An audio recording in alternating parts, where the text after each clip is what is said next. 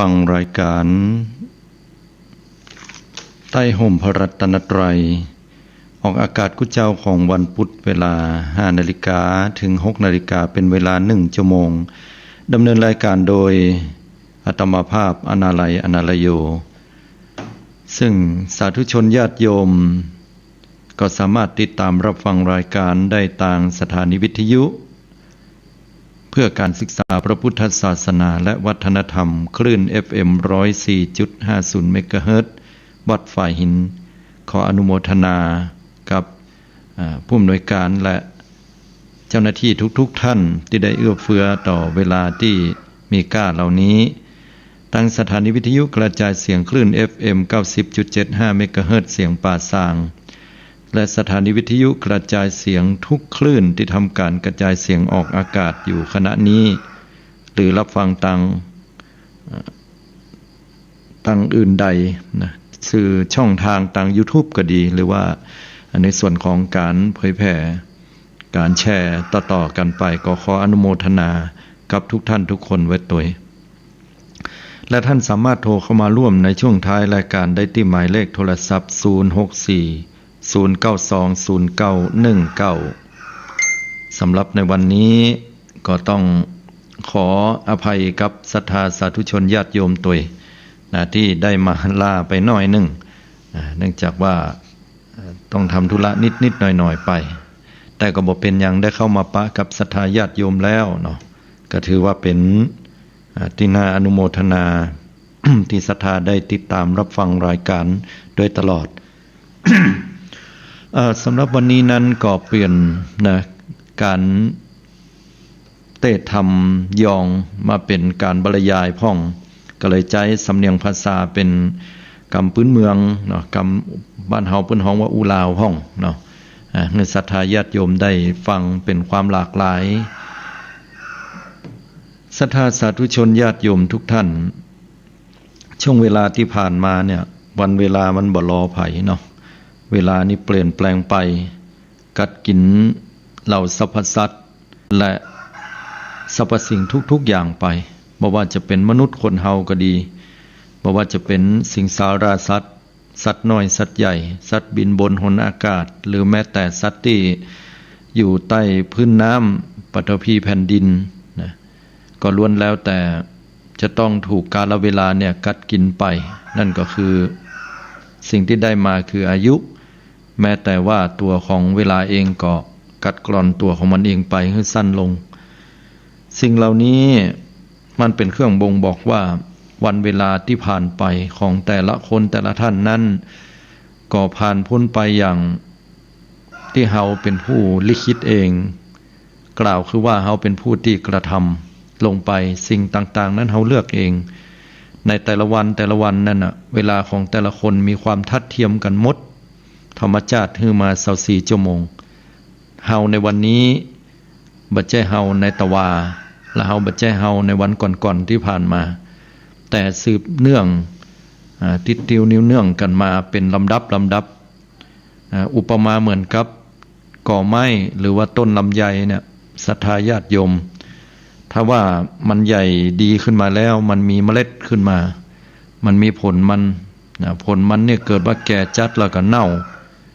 ตกลงพื้นหรือว่าเฮาไปเก็บเอาผลที่มันยังบ่เน่าเตือนเนี่ยมาบริโภคเมื่อได้เมล็ดมันแล้วเฮาก็เอาไปโจ่งขว้างเหียหรือว่าผลไม้ผลเหล่านั้นเนี่ยมันตกลงเมื่อสภาพอากาศที่ดีปุ๋ยที่ดีน้ำที่ดีมันก็เอื้อต่อการเจริญเติบโตของเมล็ดพันธุ์เหล่านั้นให้ขึ้นมาเมื่อมันเจริญเติบโตขึ้นมาแล้วเนี่ยมันก็กลายเป็นต้นไม้แห่งต้นหนึ่งแล้วเขาถามว่าแล้วต้นไม้ต้นแรกนั่นหรอที่มันเป็นแม่ของมันเนี่ยมันก็คือต้นเดียวกันกับต้นลูกในการที่เป็นเม็ดที่มันแตกงอกออกมาคำตอบก็คือว่าคนละต้นกันตลอดเวลาเมื่อข้ามไปแล้วช่วงเวลาหนึ่งเฮาก็เป็นคนใหม่ฉะนั้นพระสัมมาสัมพุทธเจ้าพระองค์ท่านถึงให้เฮานั้นอยู่กับปัจจุบันเปิ้นบ่ให้อยู่กับอดีตเพราะว่าอดีตนั้นน่ะมันบ่ใช่เฮาละมันจบไปแล้วบ่ว่าเฮาจะประสบความสำเร็จครั้งยิ่งใหญ่เพียงไหนก็ตามหรือแม้แต่เฮาจะประสบกับความล้มเหลวเพียงไหนก็ตาม สิ่งเหล่านั้นล้วนแล้วแต่เป็นอดีตนะมันก็จะมีอยู่สองอย่างนั่นคือความภาคภูมิใจเป็นสิ่งที่ดีอยู่ในใจเฮาและความเศร้าโศกเสียใจเป็นแผลใจอยู่กับจิตใจของเฮาอย่างเนี้ยแต่ถึงอย่างใดก็ตามต้องอยู่กับปัจจุบันให้ได้นะเพราะการอยู่กับปัจจุบันนั่นคือความจริงฉะนั้นพระสัมมาสัมพุทธเจ้าถึงได้ตรัสบอกไว้ว่าอดีตบ่สำคัญเท่ากับปัจจุบันนี้กรรมในอดีตที่ผ่านมาดีก็ตามบ่ดีก็ตามก็ล้วนแล้วแต่เป็นสิ่งที่ผ่านมาแล้วให้เฮาอยู่กับปัจจุบัน คนเฮาก็เหมือนกันเนี่ยศรัทธาญาติโยมเหมือนต้นไม้นะเพราะว่าเฮาได้รับผลกรรมที่เฮาได้ทำในอดีตบ่ว่าจะดีหรือว่าบ่ดีตีตามลามตัวเฮาไปเหมือนเงาตามตัวรอให้ผลเมื่อใดตานนะเพราะฉะนั้นแล้วสิ่งที่เป็นอดีตเฮาก็บ่ต้องคิดหาอยู่กับปัจจุบันทำสิ่งที่ดีๆต่อไปนะแล้วสิ่งที่ดีๆก็จะติดตามลามตัวเฮามาทีนี้วันนี้เนี่ยอาตมาภาพเองก็ได้นำเอาหลักธรรมคำสอนที่เปลี่ยนบรรยากาศมาให้ศรัทธาญาติโยมได้รับฟังกันพ่องก็พอดีว่าได้ไปอ่านนะไปอ่านเกี่ยวกับเรื่องราวที่น่าฟังน่าสนใจ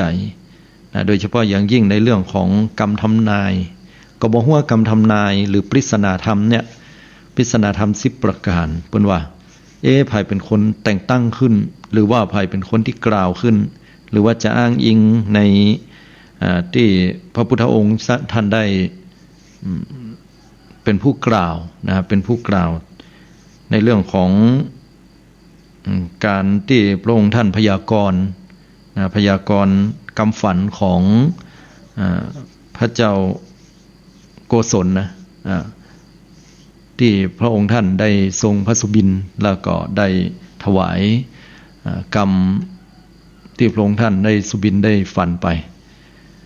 แต่อันนี้เพิ่นก็มาจัดเรียงใหม่เป็นกรรมก็มาพิจารณาก็น่าฟังอยู่เหมือนกันศรัทธาญาติโยมว่ามันจะแต้บ่แต้เนาะจะเป็นอย่างใดก็ลองฟังเนาะอันนี้เพิ่น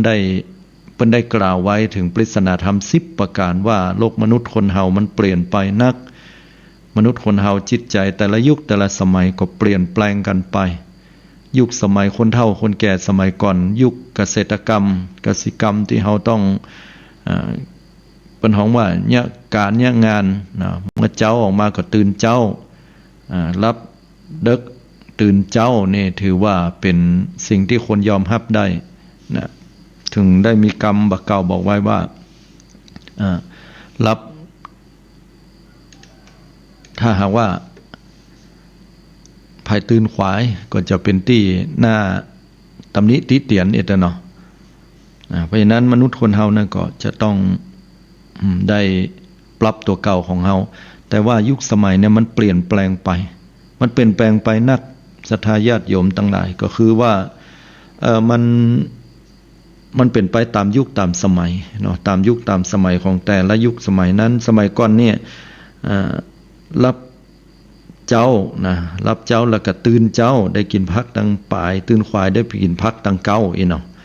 พอจำพอผิดเพี้ยนนะว่ากรรมเหล่านี้มันเป็นกรรมบักเก่าที่บ่เคยมีไผได้อู้ละมันแต้กับญาติโยมทั้งหลายแต่ก่อนเนี่ย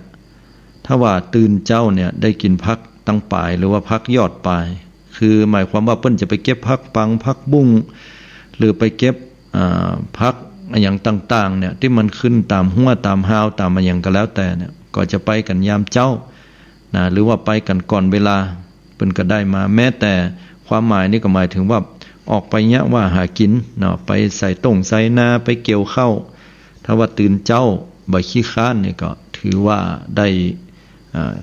ไก่เต็มเล้าเข้าเต็มหลองเนาะมีโอกาสที่จะได้เงินได้ทองไปซื้อที่ให้ที่นากันตลอดจนถึงถ้าไผตื่นขวายนะก็จะเป็นอันถูกตาหน้าถูกมองในสังคมว่าเป็นคนขี้ค้านนะเพิ่นจะต้องไปต่อยประตูนะต่อยประตูไป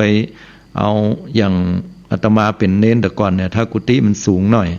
นะตุลุงเพิ่นก็จะลอดไปทางปื้นตนใดที่ตื่นขวายตื่นล่าหน่อยเพิ่นก็จะเอาไม้กวาดยูสลัดเนี่ยนะไปกระทุ้งหรือว่าไปต่อยละทางปื้นตุ้มเธอก็ไปต่อยประตูต่อยหน้าต่างตื่นละลุกละจะต้องมาสวดมนต์ทำวัดจะต้องมากวาดเพี้ยววัดอย่างเงี้ย อันนี้เป็นสังคมที่ยุคก่อนสมัยก่อน แต่พอมายุคหนึ่งสมัยหนึ่งมันเกิดการเปลี่ยนแปลงก็ปรากฏว่าคนเนี่ยไปทำงานกันนิคมอุตสาหกรรมอย่างบ้านเฮาเนาะหรือว่าทำงานตามบริษัทห้างร้านอย่างสิ่งต่างๆยกตัวอย่างเดียวเนี่ยถ้าเวลาเขาไปบิ๊กซีกาโลตัสกาอย่างเงี้ยร้านสะดวกซื้อเซเว่นอีเลฟเว่นเนี่ยเปิ้นมีเวลาเปิ้นมีกะของเปิ้นเปิดเตื้อหนึ่งเนี่ยยังห้างบางห้างเนี่ยเปิดเวลา10 โมงเนี่ยแล้วลูกหลานเนี่ยเขาทำงานมาดึกแล้วเขาตื่นขวายคนเฒ่าบ่เข้าใจก็เตื้อกับกรรมมายังบ่ฮู้ขว้างประตูดังตั้งลูกหลานตื่นขึ้นมาเดือดร้อนนะถามว่าอย่างถึงขว้างก็บอกว่านอนแจ่ตายอยู่กับหันใหญ่นะสมมาเด้ออันนี้เคยหันในยุคที่คนเฒ่าเพิ่นบ่เข้าใจเนาะลูกหลานก็เดือดร้อนเป็นว่าเขาแยกการเมื่อคืนเนาะเราดึกมาดื่นคนเฒ่าบางเตื้อก็บ่ฮู้เหมือนกันรับลึกก็เป็นอย่างที่เปลี่ยนแปลงกันไปแต่พอมายุคนี้สมัยนี้แล้วเนี่ยว่ากันบ่ได้ทำละเพราะว่าคนยุคนี้สมัยนี้ทำงานเมื่อคืนกันเป็นเที่ยงคืนกาอย่างกาเนี่ยก็เป็นช่วงเวลาของเขาแล้วเขาก็บอกเข้าใจว่ามันอยู่กับบ้านกับจองมันไปแย่มันอย่างหั่นนั่งก็เต็กคอมอยู่หั่นน่ะบ้านมันจะออกบ้านออกจองไปก้าไปขายอย่างร้อยนะอันนั้นแหละญาติโยมทั้งหลายนั่นคือตังหากินเขาละญาติโยมคนเฒ่าคนแก่ที่ฟังอยู่ให้เข้าใจเนอะที่เขาเต็กคอมอยู่นั่นน่ะอันนั้นคือตังหากินเขานะยุคสมัยเดียวเป็นอันเขาจะซื้ออย่างเขายังบอกออกไปซื้ออันนั้นน่ะคือตังซื้อของเขาอะนะแล้วเขาจะขายอย่างเขายังบอกออกไปขายมันก็อันนั้นน่ะคือตังออกทางไปขายของเขาอะนะเพราะฉะนั้นศรัทธาญาติโยมเขาก็เลยงงว่ามันไปขายกันอย่างใดมันไปทำอย่างใดอันนี้ถ้ามีโอกาสในครั้งหน้าต่อไปก็จะมาอู้ให้ฟังเนาะวันนี้ประเด็นหลักที่จะมาอู้ศรัทธาญาติโยมได้ฟังนั่นก็คือปริศนาธรรม10 ประการถ้าหากว่ามันกรรมเหล่านี้มันเป็นกรรมที่เปิ้นได้กล่าวขึ้นนะว่าเป็นกรรมที่น่าจะพิจารณาว่ามันเกิดขึ้นในยุคปัจจุบันเริ่มเกิดขึ้นเรื่อยๆนะมันจะมีอย่างใดพ่องอันนี้ตมาก็ได้จดไว้ได้หันว่ามันเป็นสาระดีมันจะถูกต้องบ่ถูกต้องอย่างใดนี่ก็ศรัทธาญาติโยมลองพิจารณากันพอเนาะว่ากรรมเหล่านี้มันแต้กาบ่แต้กามันจะถูกต้องก็บ่ถูกต้องกาอันนี้อาตมาก็บ่ฮู้อยู่ที่การพิจารณาของศรัทธาญาติโยมเอาเนาะว่ามันแต้กับบ่แต้พอฟังไปเสร็จแล้วก็ช่วงท้ายรายการก็มาปะมาอู้มาจ่ากันเนาะปริศนาธรรม10 ประการที่เปิ้นกล่าวไว้เปิ้นว่าอย่างนี้นะถ้าว่าไปถูกไปต้องไปภัยที่ไหนก็บ่มีเจตนานะสมมาอภัยตัวอันนี้เปิ้นกล่าวไว้ว่าโลกมันเปลี่ยนแปลงไป1ทองแท่งจะไร้ค่าความหมายก็คือว่าพระธรรมคำสอนของพระสัมมาสัมพุทธเจ้าเนี่ยจะเป็นของที่บ่มีค่าบ่มีศีลนะยังคนจะบ่ได้สนใจหลักธรรมคำสอนของพระสัมมาสัมพุทธเจ้าพุทธบริษัท4คือภิกษุภิกษุณีอุบาสกอุบาสิกาทุเจ้าพระเนรกับเจ้าบ้านก็จะบ่สนใจใยดีในหลักธรรมคำสอนเหล่านั้นจะบ่สานต่อจะบ่เผยแผ่หลักธรรมคำสอนของพระสัมมาสัมพุทธเจ้าแต่ก็เอาเป็นอย่างอื่นมาเผยแผ่นะอย่างอื่นมากล่าวนะเปิ้นว่าแล้วก็ภัยที่กล่าวธรรมะก็จะถูกหาว่าไร้สาระเป็นคนที่บ่ถูกบ่ท้องบ่ดีงามเป็นกรรมศีลกรรมธรรมเพราะจิกออกหัวบ่น่ะนะ อันนี้เปิ้นฮ้องว่าทองแท่งจะไร้ค่าหลักธรรมคำสอนของพุทธเจ้าทำดีได้ดีทำชั่วได้ชั่วก็เปลี่ยนมาเป็นว่าทำดีได้ดีมีที่ไหนทำชั่วได้ดีมีถมไปคนในสังคมนี่ก็เลยเปลี่ยนจากคนที่เป็นคนดีๆมันอยู่ยากกลายมาเป็นคนที่ทำชั่วให้เลยจะได้อยู่ง่ายนี่นะบัดศึกษาบาหาความรู้ของพระพุทธเจ้าธรรมะที่พระพุทธเจ้าได้ทรงได้กล่าวขึ้นบ่ได้สืบสานต่อบ่ได้ศึกษาต่อกันอันนี้ก็เป็นเรื่องที่น่าคิดเหมือนกันเนาะว่ามันก็มีความเป็นไปได้นักเหมือนกันเนาะข้อที่1ทองแท่งจะไร้ค่าข้อที่2ที่ผ่านมาเปิ้นว่าพระปฏิมาเป็นกากปูนคือความหมายก็คือว่าผู้คนเนี่ยก็จะพอว่าพระพุทธรูปหรือว่าพระเจ้านะบ้านเฮาห้องพระเจ้าเนาะพระเจ้าที่อยู่ในวิหารก็ดีในศาลาในโบสถ์ก็เป็นเพียงแค่อิฐหินดินทรายเป็นรูปปั้นบ่ได้ค คนก็จะบักกาบบ่ไหวกันเวลาไปแอวที่ไหนสังเกตคนบ่เดียวชอบแอวแล้วก็จะมีมือถือคนอันแล้วก็จะเซลฟี่คือการที่หันหน้ากล้องเพราะกล้องมันมี2ด้านคือด้านหน้าด้านหลังนะทีนี้ด้านหน้าก็อยู่ตังเฮาเนี่ยแล้วก็ปีนหน้ามาเห็นหน่อยกดปุ่มปีนหน้าจากนั้นก็ยื่นมือออกไปตั้งนอกหรือเอาไม้ยื่นออกไปแล้วพอหันตัวเฮาแล้วก็มีพุทธรูปอยู่ตั้งหลังก็ถ่ายรูปแชะเสร็จเรียบร้อยแล้วก็บอกว่าให้พระแล้วน่ะก็ปากันเดินไปพอทั้งอื่นเฮียอันนี้เปิ้นฮ้องว่าพระปฏิมาเป็นกากปูนคนบ่ได้มีความเคารพบ่ได้กราบบ่ได้ไหว้บ่ได้พอหันสัจธรรมความจริงที่แฝงไว้ในพระพุทธรูปที่เปิ้นปั้นขึ้นมานั้นนั่นก็คือหลักธรรมคำสอนของพุทธเจ้าที่อยู่หั่นยกตัวอย่างเช่นว่าไปมีอย่าใดคนเฮาจะมีหัวจิกมาเลี่ยมๆแหลมๆเนี่ยมันเป็นไปบ่ได้นะอันนี้มันเป็นแค่ประติมากรรมที่เปิ้นเขียนเปิ้นปั้นเปิ้นแต่งขึ้นเปิ้นรอขึ้นนี่นะที่จริงแล้วความเฉียบแหลมนั้นเปิ้นบ่ได้หมายถึงหัวพุทธเจ้าจะจิกแหลมอย่างนั้นจิกของเปิ้นนั้นความหมายคือพระปัญญาที่คุณของพระองค์ท่านที่ทรงฉลาดลักแหลมสามารถเอาชนะหมู่มารกิเลสอาสวะต่างๆได้นั่นน่ะถ้าคนสมัยบัดเดียวก็คิดว่าโอ้มันเป็นไปได้ไงนะแล้วหูยา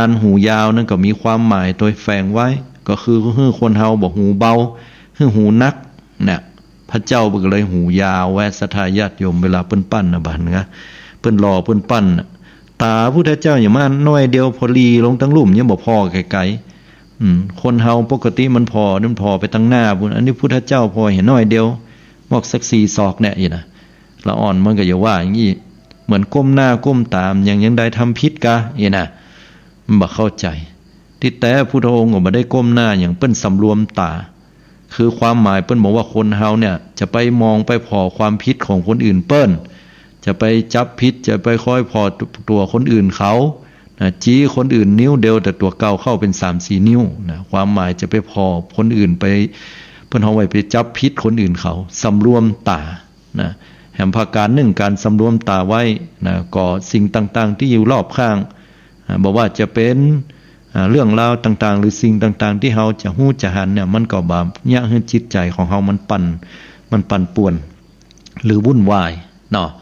อันนี้คนบ่เข้าใจหลักธรรมก็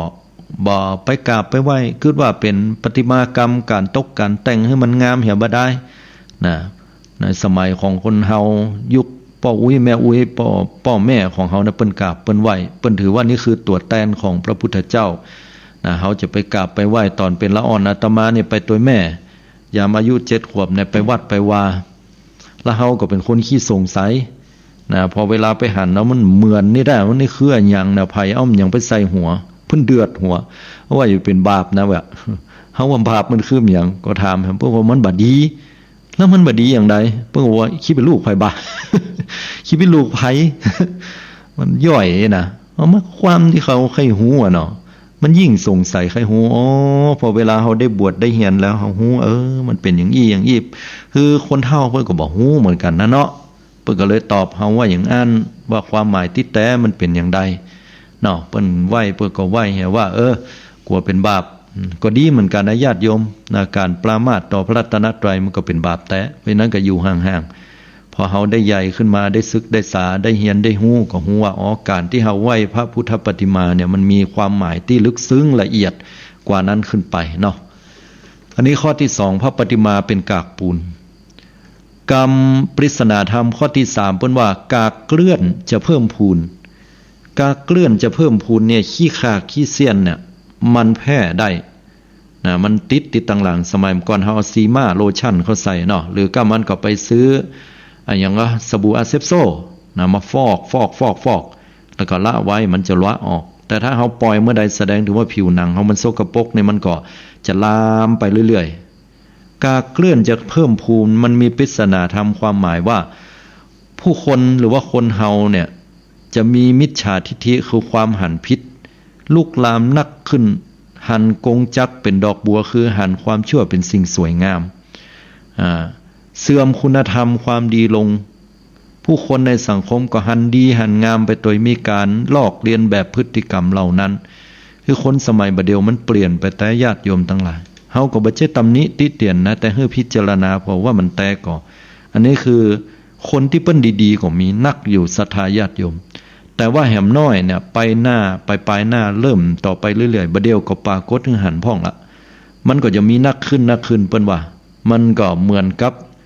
ขี้ขาขี้เสียนที่มันแพร่ขึ้นแล้วคนก็จะปล่อยอยู่อย่างนั้นอ่ะบ่าไปทำความสะอาดไปล้างก็คือว่าจะชื่นชมยินดีในความเป็นมิจฉาทิฏฐิหันพิษว่าพ่อแม่บ่มีบุญบ่มีกุลนะเปิ้นใครม่วนกันบ่ได้เปิ้นก็เฮาเกิดมาน่ะบ่มีบุญบ่มีกุลหยังด่าพ่อตีแม่ทำร้ายเปิ้นตั้งจิตใจก็เกิดว่าสิ่งเหล่านี้บ่มีบาปบ่มีกรรมทำดีได้ดีมีที่ไหนทำชั่วได้ดีมีถมไปพอแล้วไอ้คนที่มันขี้โกงแล้วพอมันโกงเวลาประจบสอบเพราะเจ้านายแล้วมันก็ได้ดิบได้ดีขึ้นไปเฮานี่โหเนี่ยอย่างนี้บ่ท้อเนี่ยการก็งอบเจ้านายก็ยังมาด่าอยู่หัวแฮมนี่นะอันนี้เป็นลักษณะแบบนี้เรื่องบางครั้งก็มันเป็นเรื่องที่คนในสังคมเกิดความท้อแท้ใจ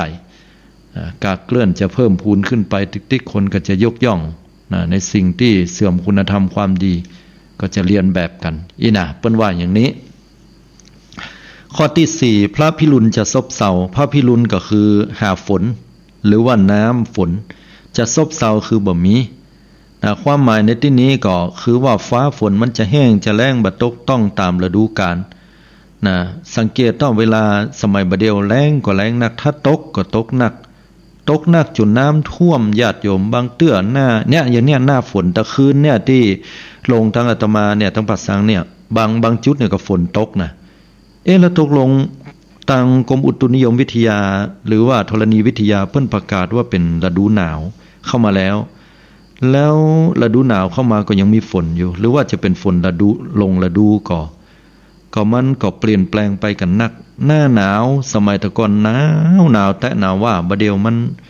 หนาวพ่องบ่หนาวพ่องเหิมเฮอยังได้ก็บ่ฮู้เตื้อก็ร้อนก็มีมันก็เลยเป็นฤดูหยังก็บ่ฮู้ไปฉะนั้นก็เปลี่ยนแปลงกันไปเวลาฝนตกก็บ่ค่อยมีน้อยลงนักแต่ปีใดมีก็จะนักเกินไปจนน้ำท่วมกันวุ่นวายเหมือนปีเนี้ยที่ผ่านมาจากน้ำเหนือก็ลงไปน้ำใต้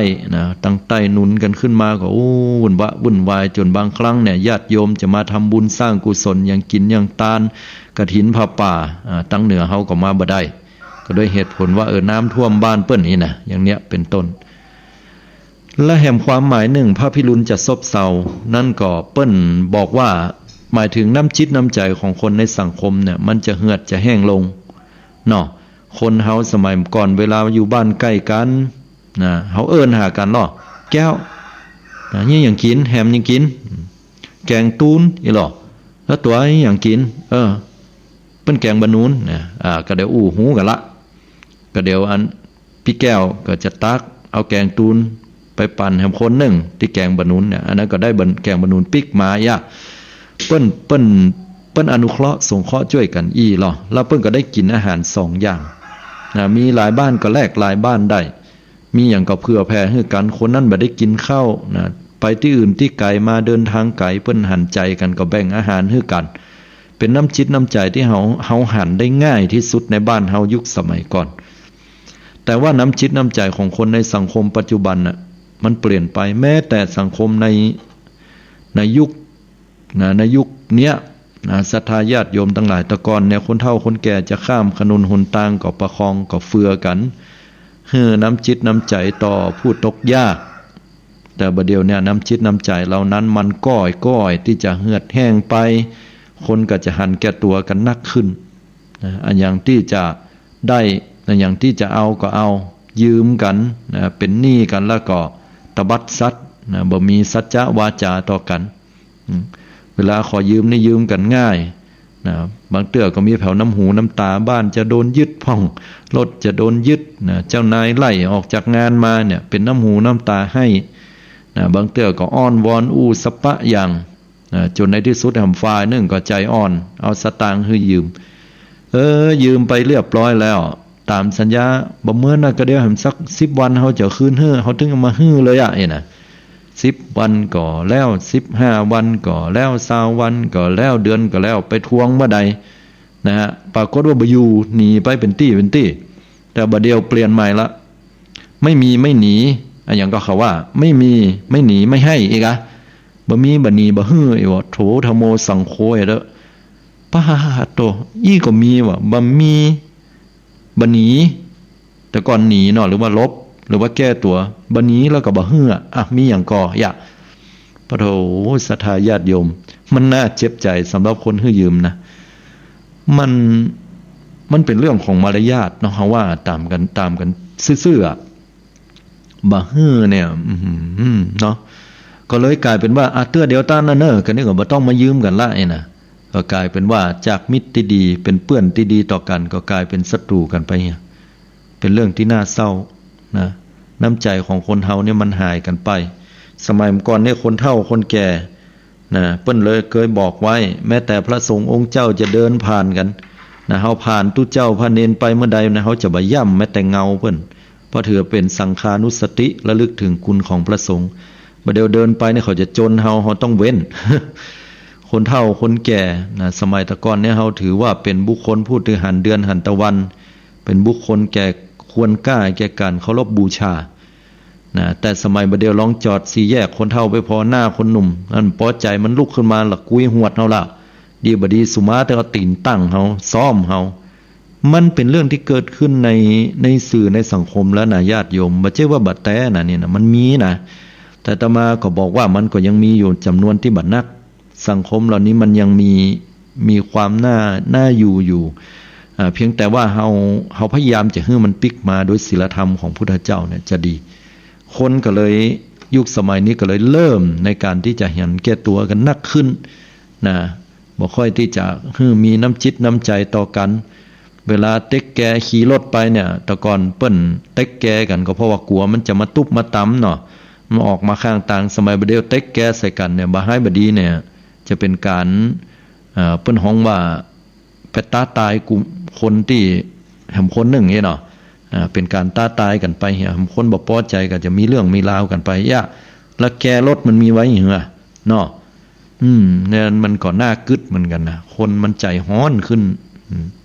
พระพิรุณจะซบเซานะน้ำฝนมันหายก็คือน้ำใจมันหดโดยนะศีลธรรมนะน้ำธรรมก็หดไปคนก็ใจฮ้อนขึ้นนั่นน่ะข้อที่5ผ้าเหลืองจะโดนย่ำอันนี้เปิ้นว่าเด้อหมายถึงผู้คนจะบ่เคารพยำเกรงในพระภิกษุสามเณรนี่นะก็บ่มีความเคารพนับถือต่อพระภิกษุสงฆ์องค์เจ้าทั้งหลายนะก็อย่างอาตมาเคยอู้ตะกี้นั่นน่ะแม้แต่เงาเปิ้นก็บ่ย่ำบ่เดียวก็เป็นเรื่องที่เปลี่ยนกันไปตามยุคตามสมัยบรรดาพระภิกษุสงฆ์องค์เจ้านะก็เป็นหันเพียงแค่ว่าเป็นสัญลักษณ์บางคนก็หันว่าเป็นแค่อาชีพหนึ่งคืออาชีพการสวดมนต์การเป็นสมณะสารูปก็แตกต่างกันไปเนาะความคิดของคนในยุคปัจจุบันมันก็เปลี่ยนก็แปลงกันไปบ่ได้มีความเคารพนับถือต่อพระภิกษุสงฆ์องค์เจ้านะเท่าที่ควรเหมือนแต่ก่อนละขณะเดียวกันในมุมกลับเปิ้นก็บอกแห่งว่าแม้พระภิกษุสงฆ์องค์สามเณรเองเนี่ยก็บ่ได้ตั้งอยู่ในศีลธรรมอันดีตยนะก็บ่ได้อยู่ในศีลในธรรมนะก็ทำตัวให้นอกรีดว่าอย่างนั้นอันนี้ก็เกิดขึ้นในสังคมเหมือนกันเนี่ยศรัทธาญาติโยมก็เป็นสิ่งที่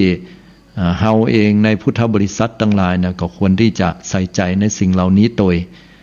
แล้วก็ตึงฆราวาสญาติโยมก็ปากันเหยียบย่ำคำสอนของพระพุทธเจ้าบรรดาพระภิกษุสงฆ์องค์เจ้าทั้งหลายเนี่ยก็ผู้ปฏิบัติดีปฏิบัติชอบนี่ก็มีอยู่เหมือนกันศรัทธาญาติโยมตนที่เปิ้นปฏิบัติดีปฏิบัติชอบก็มีแต่ว่ามันจะเหลือน้อยลงไปเรื่อยๆเปิ้นว่าอย่างนั้นเพราะฉะนั้นแล้วก็เฮาท่านทั้งหลายก็ต้องรำลึกถึงตรงนี้เนาะเพื่อที่เฮาจะได้ร่วมกันในการที่จะทำให้สังคมเนี่ยมันน่าอยู่ขึ้นบ่ไปเหยียบย่ำในเรื่องของผ้าเหลืองเหล่านี้บอกว่าจะเป็นทางพระสงฆ์องค์เจ้าหรือฆราวาสญาติโยมพุทธบริษัท4ของเฮาตระหนักเรื่องนี้อันนี้ก็เป็นกรรมทำนายที่เปิ้นกล่าวไว้และต่อมาก็คือข้อที่6ตะกรวดดำจะเป็นเจ้าความหมายคำว่าตะกรวดดำจะเป็นเจ้าก็คือคนที่มีจิตใจต่ำทรามเนาะเฮาถือว่าตะกรวดเนี่ยขออภัยถ้าเปิ้นเปรียบเทียบเหมือนสัตว์ชั้นต่ำเนาะจะได้เป็นเจ้าก็คือจะได้เป็นเจ้าคนในคนนั้นเนาะ คนที่มีจิตใจต่ำทรามเปรียบเทียบจิตใจที่มันต่ำเมื่อได้อำนาจขึ้นมาก็จะหลงในอำนาจก็ปาบ้านปาเมืองชิบหายวายวอดอันนี้เปิ้นว่าอย่างนี้เนาะพาองค์กรเสียหายเอาเงินหลวงไปกินด้วยบาละอายขาดศีลธรรมที่ดีอันนี้ก็เป็นเรื่องที่กล่าวขึ้นว่าคนบ่มีความละอายในศีลธรรมในการยักยอกทรัพย์อย่างต่างๆกับปากันทำไปก็เลยกลายเป็นเหตุเป็นปัจจัยให้ความเสื่อมมันเกิดขึ้นข้อที่6เหล่านี้ข้อที่7ดอกตูมโรยแต่เช้าดอกตูมโรยแต่เช้าคือปกติดอกไม้เนี่ยมันถ้ามันบานเต็มที่แล้วมันจะร่วงโรยลงมันจะม้วยบานเฮาฮ้องว่ามันจะม้วยแต่ว่าอันเนี้ยดอกบัวเนี่ยดอกไม้เนี่ยดอกตูมเนี่ยมันเป็นจีอยู่เนี่ยมันก็ร่วงโรยละเฮ้ยอย่างนั้นแปลกก็เปิ้นเปรียบเทียบว่าผู้คนเนี่ยจะมีกู้กันตั้งแต่น้อยนะผู้คนจะเอาใจออกห่างพ่อแม่บ่สนใจคำสอนพ่อแม่ว่าอย่างใดหัวโบราณบ่ทันสมัยแล้วเขาก็ปากันไปลองไปละอ่อนไม่ยิงละอ่อนพ่อใจก็ปากันไปลองแล้วก็เปิ้นว่าแก่แดดตั้งแต่ยังเจ้าอยู่ความหมายก็คือดอกไม้เนี่ยมันแก่แดดก็คือปกติถ้ามันแก่แดดแต้ๆแล้วเนี่ยมันก็จะร่วงโรยไปแต่อันเนี้ยแก่แดดแต่เจ้าก็คือว่ามันบัดตันยังก็ร่วงโรยละก็คือเป็นแม้แต่ว่าเป็นสาวน้อยบ่าวน้อยบ่าวจีกันอยู่ก็ลองกันมีเพศสัมพันธ์ซึ่งกันและกันแล้วก็อันนี้ก็คือในที่สุดก็พลาดพลั้งมีลูกมีเต้าขึ้นมาก็เป็นที่เป็นมีครอบมีครัวในที่ยังบ่พร้อมเตื้อเนี่ยเปิ้นฮ้องว่าดอกตูมโรยแต่เช้าเนี่ยมันก็เกิดขึ้นในสังคมปัจจุบันอย่างหันเป็นปกติที่เป็นข่าวอยู่แล้วเนาะข้อ8มาหัวเน่าพึ่งจะตอมมาหัวเน่าพึ่งจะตอมก็คือความหมายเปิ้นบอกคนชั่วที่ได้ดีผู้คนก็จะยกย่องชื่นชมในอำนาจและเงินของเขาแล้วก็เชื่อในกำอู้ของคนเหล่านี้อันนี้คือตั้งแต่ผ่านมาแล้วเนาะแล้วก็จนถึงปัจจุบันแล้วว่าคนเฮายกย่องชื่นชมในอำนาจและก็เงินตราก็ทั้งที่เฮาเองนั่นก็เป็นผู้ที่เอาประโลกเพิ่นขึ้นมากันน่ะเนาะบอกว่าจะเป็นตำแหน่งยศถาบรรดาศักดิ์อันใดก็แล้วแต่ก็อย่างที่เปิ้นอู้กันติดตลกในยามที่หาเสียงก็จะยกมือไหว้กันแต่พอเปิ้นได้อยู่ในตำแหน่งแล้วเฮากลับกลายเป็นว่าต้องยกมือไปไหว้เปิ้นอันนั้นก็เป็นเรื่องที่เฮาได้หันกันแต่ก็มีคนดีๆเยอะแยะเพียงแต่ว่าอันนี้เปิ้นบอกว่าแหมน้อยต่อไปจากนี้ไปที่เฮาเคยหันจากคนจำนวนน้อยก็จะนักขึ้นไปเรื่อยๆว่าอย่างนั้นผู้คนก็จะยกย่องในอำนาจหน้าที่เงินตราก็อุปมาเหมือนกับมาหัวเน่าพึ่งจะตอมคือคนชั่วบ่ได้กล่าวถึงคนดีคนชั่วคนที่บ่ดีคนก็จะยกย่องที่มีอำนาจ9บุพาจะเป็นมันบุพาจะเป็นมันก็คือดอกไม้เนี่ยมันจะบ่แพร่บ่หลายออกไปจะความหอมของมันคนก็จะบ่นิยมบูชาก็เปรียบเทียบความหมายก็คือว่าคนดีต่างกับตะกี้คนดีก็จะป้ากันด่ากันสาดเสียเทเสียแล้วก็จะคนดีก็รู้สึกจะอายในการทำความดีก็แทบจะแทรกแผ่นดินหนีเลยทีเดียวทำดีไปคนก็บ่หันคุณค่าก็ทำความดีเมื่อใดก็จะต้องลักทำอันนี้เกิดขึ้นศรัทธาญาติโยมเจ้าข้าทั้งหลายมันเป็นเรื่องราวของความอิจฉาริษยาเหมือนกันหรือบางครั้งคนเฮาถ้าเวลาทำดีแล้วก็จะมุ้ยปากซะเปิ้นพอแล้วไปวัดไปอย่างนั้นเอาหน้านั่นก็ไปแค่ได้หน้ามันก็จะเป็นเรื่องของการที่คนพอในเรื่องของการทำความดีเนี่ยบ่ได้พอว่าเปิ้นทำดีด้วยความตั้งใจหรือไม่อย่างใดแต่มีอคติต่อกันเนาะนักเข้าคนที่ทำความดีก็รู้สึกว่าอายรู้สึกว่าสังคมบ่ให้การยอมรับพอเวลาบริจาคเตื้องบางทีก็ใจคำว่าไม่ประสงค์จะออกนามก็มีบางเตื้อนั้น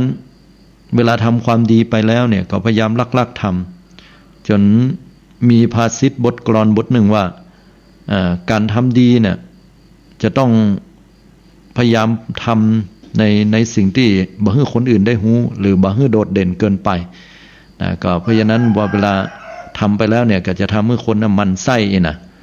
ก็เหมือนกับหลวงวิจิตรวัฒการหลวงวิจิตรวัฒการเป็นนักเขียนนักปราชญ์เปิ้นอายุตั้งแต่น้อยแต่ก็ คนก็ยอมรับเปิ้นแต่การยอมรับเนี่ยมันก็เป็นธรรมดาโลกเนาะมันก็จะต้องมีคนที่อิจฉาพอเปิ้นผ่านสิ่งเหล่านี้เปิ้นก็บอกว่าที่จริงคนอยากเห็นเราเด่นดีแต่พอเด่นขึ้นทุกทีเขาหมั่นไส้จงทำดีแต่อย่าเด่นจะเป็นภัยไม่มีใครเขาอยากเห็นเราเด่นเกินอีนะเพราะนั้นบุพภาจะเป็นมันคือคนดีเนี่ยจะบ่ถูกการยอมรับต่อใดแล้วก็จะถูกมองว่าเป็นคนที่ทำสิ่งเหล่านี้เพื่อผลประโยชน์หรือสิ่งที่แค่ได้หน้าได้ตาทำให้คนดีเนี่ยรู้สึกว่าท้อแท้ใจไปนะแล้วก็ไม่อยากจะทำความดีต่อคนอื่นไปอันเนี้ยแต่คนเฮากลับไปชื่นชมคนที่มีอำนาจไปเหียคนที่ทำความชั่วไปเหียนะบุพภาจะเป็นมันลักษณะนี้ข้อที่10นั้นก็สุดท้ายคือคืนและวันจะสั้นเข้าคืนและวันจะสั้นเข้าก็คือว่าคนเฮานี่จะเพลิดเพลินอยู่กับเวลาที่สูญเปล่าไปกับการกินการเล่นการแอวการดูโซเชียลมือถืออย่างเนาะวันเวลาผ่านไปโดยที่เฮาบ่ได้หันคุณค่าตัวนี้คนก็จะยินดีกับสิ่งเหล่านี้ไปสังเกตได้ว่าแม้ว่าบางเตื้อนั้นพ่อแม่ละอ่อนมันจะแยกการแยกงานอยู่หน้าคอมเต็กคอมอยู่แต่ละอ่อนเนี่ยที่เขาเป็นวัยรุ่นอยู่เนี่ยเขาจะอยู่หน้าคอมเหมือนกันแต่เขาไม่ได้ค้าได้ขายนอกจากเขาเรียนหนังสือแล้วถูกบังคับมาเนาะหรือบางเตื้อเขาอาจจะสนใจหาข้อมูลก็ตามแต่สิ่งหนึ่งที่เขาปฏิเสธบ่ได้นะคือเวลาที่เสียไปด้วยการเล่นเกมของเขาคนละอ่อนยุคสมัยนี้เขาก็จะเล่นเกมน่ะอยู่หน้าคอมพิวเตอร์โกดอยู่หั่นน่ะสักบางเตื้อคนเฒ่าคนแก่ไปหานะก็คนเฒ่าก็แค่ตักลูกตักหลานลูกหลานก็ครับผมเนี่ยก็มันก็บินไปก็ยกมือไหว้ก็เล่นต่อเหียมันเป็นอี้แต่ก็โยมมันเป็นอี้แต่ก็อาตมาพอแล้วมันอาตมาหันนั่นน่ะก็คือหันลูกหลานของเฮาเนี่ย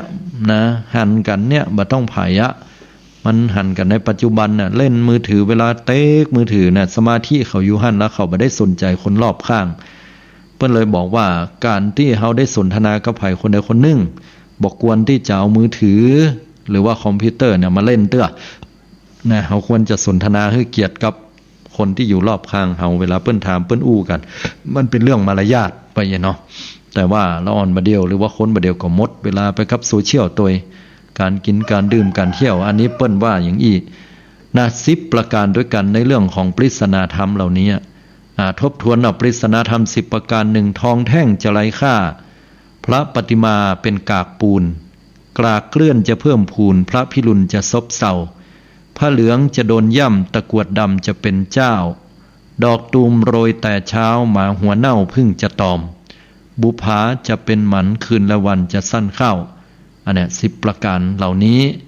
ว่ามันเป็นแต่กาบ่แต่กาอย่างใดอันนี้อาตมาก็ยิบยกขึ้นมาหันว่าเป็นสิ่งเป็นประเด็นที่น่าสนใจเนาะว่ามันแปลกดีแต่ก็มันเข้ากับยุคปัจจุบันที่เริ่มมีสิ่งเหล่านี้ขึ้นทั้งนี้และทั้งนั้นบทสรุปของอาตมาก็คือว่าหมู่เฮาท่านทั้งหลายก็บ่ต้องไปวิตกกังวลหรือว่าตื่นตระหนกกับสิ่งเหล่านี้เพราะว่าสังคมปัจจุบันเนี่ยก็อาตมาพอในสื่อแล้วก็ยังมีละอ่อนแหมหลายกลุ่มหลายคนด้วยกันจัดนักที่สนใจศึกษาธรรมะสนใจในการเข้าวัดปฏิบัติธรรมกันจัดดีเลยแล้วก็คนที่มีน้ำจิตน้ำใจบริจาคให้กับผู้อื่นช่วยเหลือสังคมวัดวาอารามกินตาลช่วยเหลือโรงเรียนการศึกษาโรงพยาบาลที่สาธารณะมีจิตอาสาอื่นใดเพ่วพัดปัดกวาดทำความสะอาดหรือแม้แต่จิตสาธารณะช่วยเหลือสังคมช่วยเหลือผู้สูงวัยยังกราบยังไหวยังให้ความเคารพต่อพระสงฆ์องค์เจ้าพระสงฆ์องค์เจ้าผู้ปฏิบัติดีปฏิบัติชอบก็ยังมีอยู่นะฮะแล้วก็แม้แต่ฟ้าฝนแม้ว่ามันจะตกหนักไปพ่องแต่ว่ามันก็ไม่ใช่ตกอยู่ตลอดเนาะมันก็ยังมีข้อดีอยู่นะอย่างก็ตามคนที่มีอำนาจหน้าที่ต่างๆนั้นก็บ่ได้ว่าเร็วซ้ำต่ำช้าไปเห็นถึงหมดมันก็ยังมีคนที่ดีๆแหมหลายต่อหลายคนที่เปิ้นได้ช่วยเหลือให้สังคมนั้นแล้วก็ปิดทองหลังพระกันแหมหลายคนอยู่คนเฮาก็ยังมีศีลมีธรรมมีการสำรวมระวังนะยังมีความละอายอยู่อันนี้ก็มีน้ำจิตน้ำใจต่อกันนะก็เคารพนับถือต่อกันก็ยังมีอยู่แหมนักฉะนั้นแล้วเฮาจะใดให้สังคมเนี่ยมันบ่เป็นไปตามกรรมทำนายเหล่านี้ก็โดยการที่เฮามีศีลมีธรรม เอาธรรมะคำสอนของพระสัมมาสัมพุทธเจ้ามาศึกษามาปฏิบัติมาร่วมกันในการสรรสร้างมาร่วมกันในการทำให้สังคมของเราเนี่ยมันน่าอยู่นะควบคู่ไปกับยุคสมัยที่มันเปลี่ยนแปลงไปคือโซเชียลคือเครื่องมือเครื่องไม้ต่างๆมันพัฒนามันเจริญวิวัฒนาการไปนักจิตใจเฮาก็ควรที่จะพัฒนาและวิวัฒนาการให้มันก้าวล้ำนำหน้าไปตามลำดับนะให้เฮานั้นทำความดีเป็นความชั่วทำจิตใจให้ผ่องใสอันนี้ก็จะทำให้สังคมของเฮานั้นน่าอยู่กันขึ้นไปจนถึงเจ้นลูกเจ้นหลานของเฮายาวไปเนาะ0640920919โทรเข้ามากันได้เหลือเวลาเล็กๆน้อยๆเนาะ0640920919วันนี้บ่ได้อูได้จ้ากันพิกำยองเนาะเพราะว่ามันได้เอาทำเตดทำเมืองเนี่ยมาได้เตด ก็บ่ได้อูกำยองแต่ก็ตักตายอูจากันเป็นภาษากำเมืองล้านนาของเฮาเนาะ7631เจริญปอนโยมไม่ลงฟังอยู่เนอะท่านพ่อครูฟังอยู่ก็ดีใจไม่ลงลูกหนึ่งเขาแกงไม่ลงจะไปวัดวันนี้วันศีลครูบาแล้วไม่ลงมาถูกกูขอมีกูขอจะโดนยำอย่างอันแต่เขาลงไม่ได้ยินกำเขาหวานนะหันหูก็หูตาอินดูตัวเจ้าพันนายเหรอมันก็เป็นธรรมดาตามยุคเขาหือแทนพระครูแบบโคเขากันก็มันก็เป็นไปตามยุคตามสมัยเนาะมันก็เสื่อมกันไปตามธรรมดาอย่างนี้อย่างอันอ่ะโอ้ยหน่อยใจว่ะมันนับถือพระเจ้าพระนายบ่ไม่นับถือ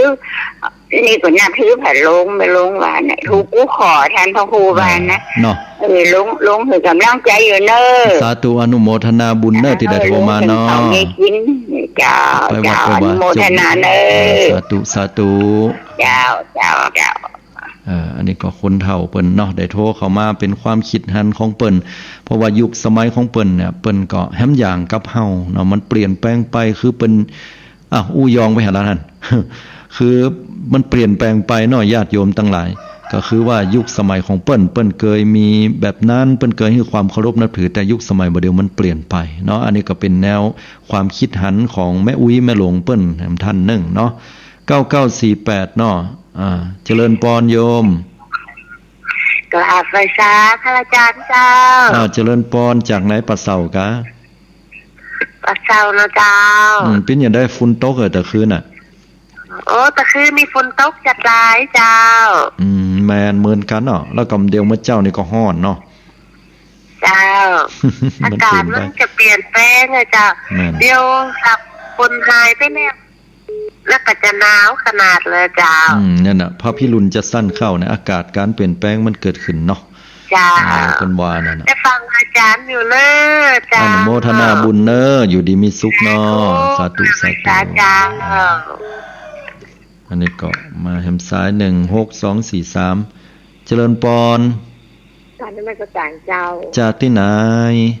ศรีโพธารามเจ้าศรีโพธารามปนพูนฝนตกกะโยมตกเจ้าตกเนาะเพิ่นได้ฟังเพิ่นฮ้องว่ากรรมทำนายมันจะว่ากรรมทำนายเพิ่นฮ้องว่าหยังก็ตะกี้ปริศนาธรรมเพิ่นว่าปริศนาธรรม10ประการก็มีความเป็นไปได้ในยุคปัจจุบันเนาะเจ้ามันเปลี่ยนแปลงอย่างเพิ่นว่าแท้เนาะเจ้า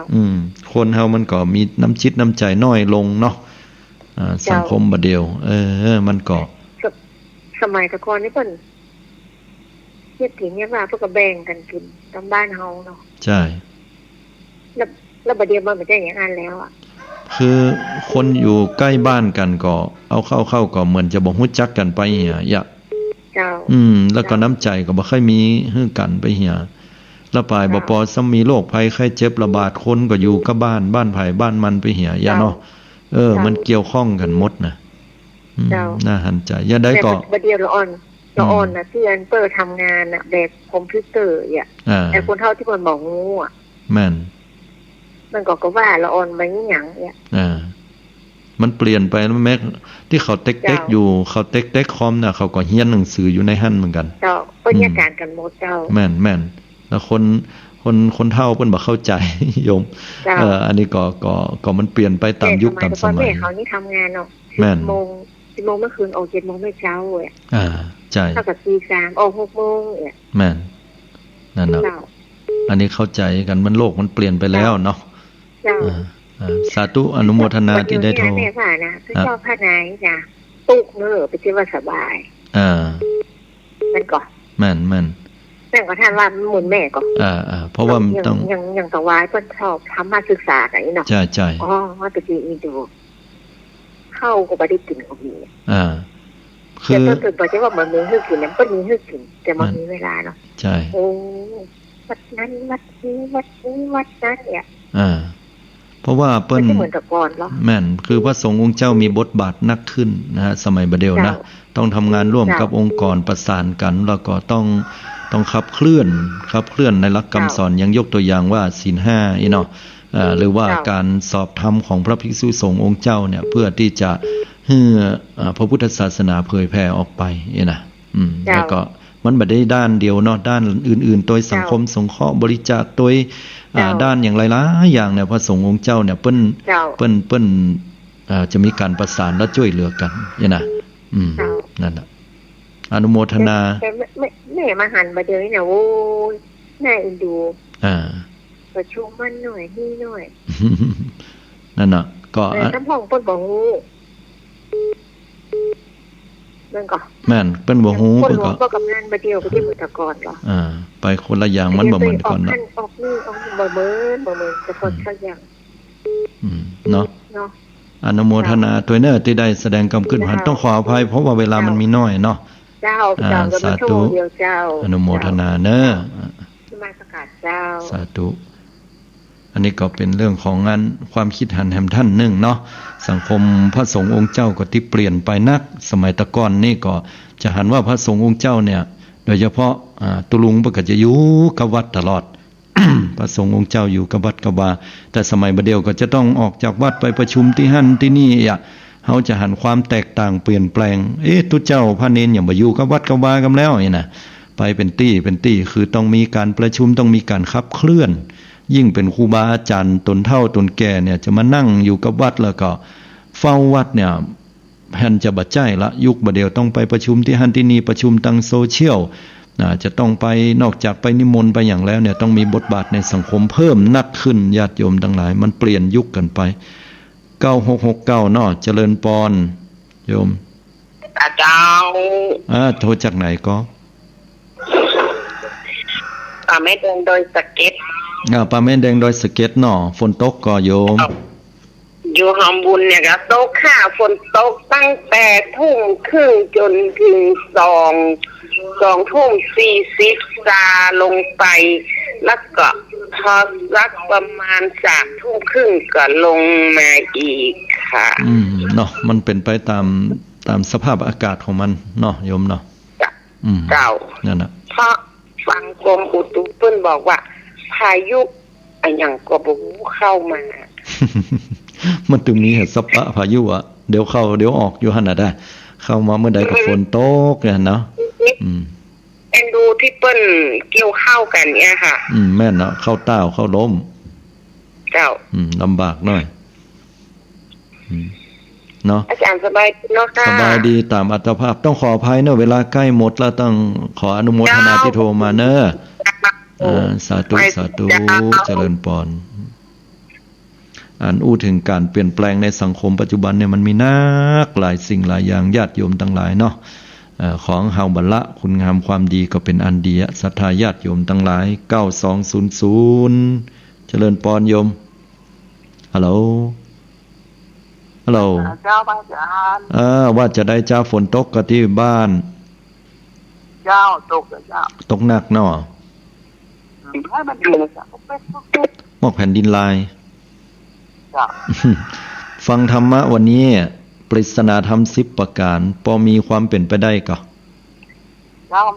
ตามที่เพิ่นทำนายนะจ๊ะพระอาจารย์เป็นอย่างนั้นนะเนาะจ้ะมันก็เป็นไปอย่างนั้นแต่เลยว่าคนเฮามันก็ตามยุคตามสมัยที่เปลี่ยนไปแต่ว่าพุทธเจ้านะเพิ่นได้ตรัสสอนไว้ว่า